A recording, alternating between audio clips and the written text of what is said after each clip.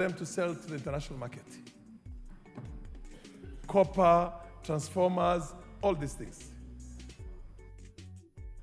So the actual exportation itself of scrap metals should be banned in the country. We need to ban it. We are a country that wants to industrialize. We can recycle that iron ore, or what do you call the metals that are there, and use them ourselves to add value to our industrial sector.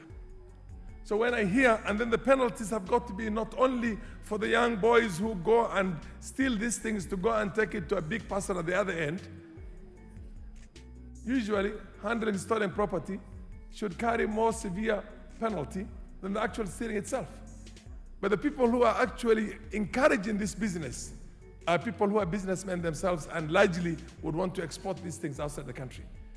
They pull it together, they aggregate it, consolidate it, and then sell it to either a Chinese or God knows somebody else who's going to send it out of the country. Mr. Speaker, you cannot fight the symptoms of a disease. You go and attack the vector itself. So what we need to do, and I think any developing country, any country that's worth its own salt, that wants to seriously develop, cannot develop without having an industrial takeoff. And you cannot now have an industrial takeoff if you don't protect your iron, your metals. We have to protect those metals. The other thing, Mr. Speaker, we're already talking of having power outages and sometimes not getting our electricity because of this kind of thuggery and burglary or the stealing of these things. The famous princess, when we had the French Revolution, said, if they don't have, if there's no bread, why not eat cake? For somebody now from other parts of the country other than northern Kenya, the adage befits very well the state we're in. We don't have the national grid in the whole region. The only places we have the national grid is up to Isiolo, a little bit past Isiolo, and on the other hand, we have it only up to Garissa. And beyond Garissa, we don't have the national grid. We don't have electricity, we don't have connections. All these things that you talk about, the last mile connections and all those things, are basically news and music to our children, and our students, and our mothers and fathers, and young mothers and fathers. So it's important also, while we're talking about these things, to understand the need to take this development to the four corners of this country.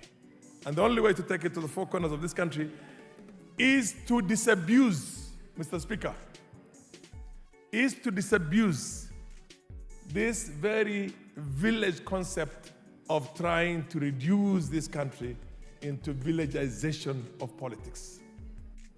Politicization of every small thing. Mr. Speaker, when I was in the 10th Parliament, we passed what was called the Equalization Fund.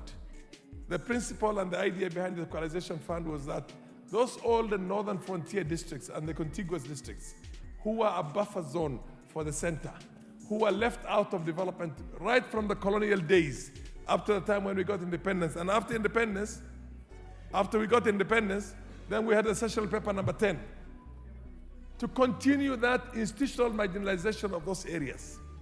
And we've had, at the time we were passing our own Constitution 2010, we had all those years, from the time we became a colony and protectorate of Kenya, up to the time we got independence, and up to the time we had 30 years later, over 100 years of systematic government, institutional marginalization of those areas. In the shortest possible time, to begin with, we ended up with a very small amount, 0.5% of the annual revenue.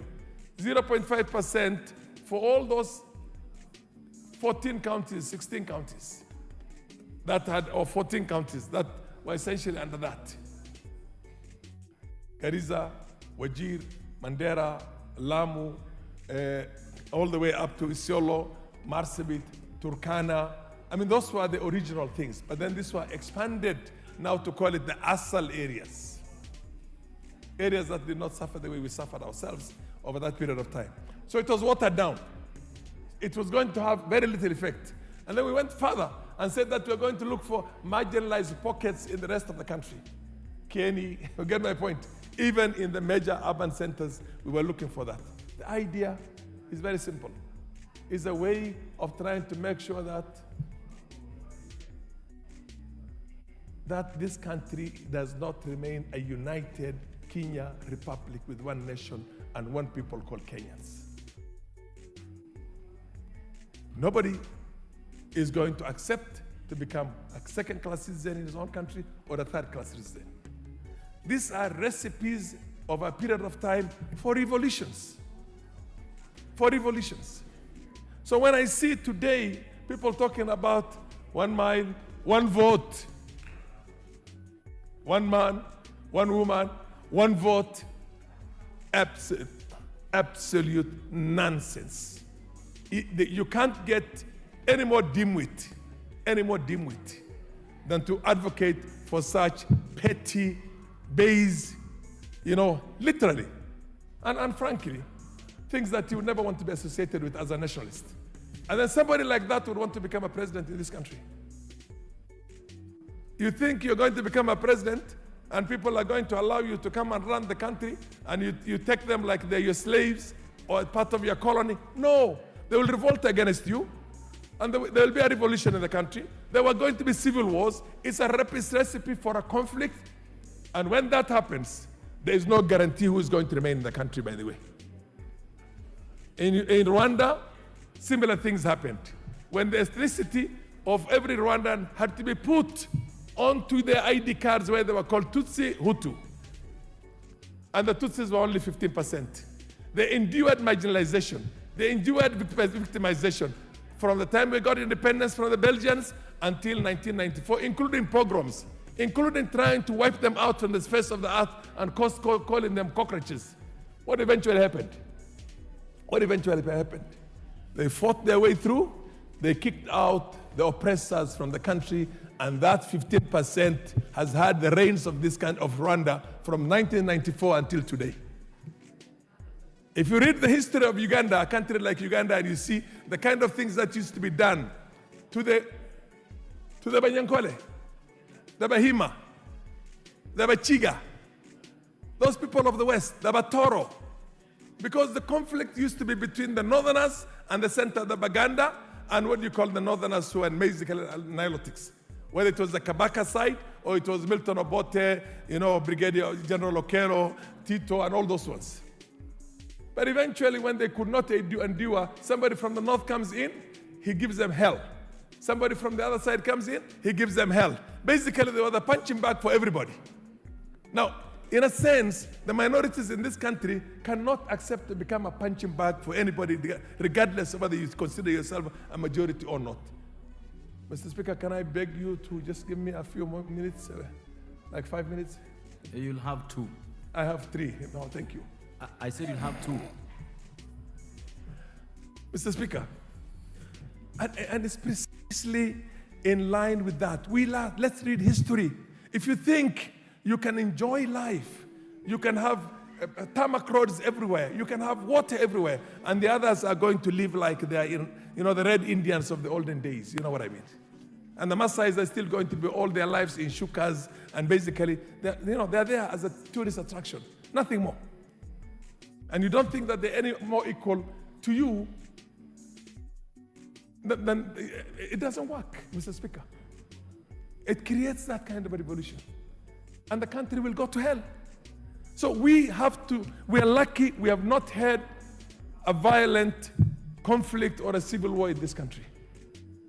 The day it happens, we've had it all around us. We've had it in Uganda, it's there in Sudan, it was there in South Sudan, it was there in Somalia, it's now happening in Ethiopia in a manner you cannot imagine. It's happened everywhere except Tanzania. The only neighbor that has not gone through that is Tanzania. Why? Tanzanians. You look at the history of that country. The first leader of Tanzania was a Zanaki. The people are no more than 100,000 population. The second leader, Mkapa, Nyerere was that, comes from a small minority in the south. The third leader, remind me the name? was also coming from a small, he comes from Bagamoyo, he's a Kikwete, Jakaya Kikwete. He's a Mkwere. The Kwere is about 30,000.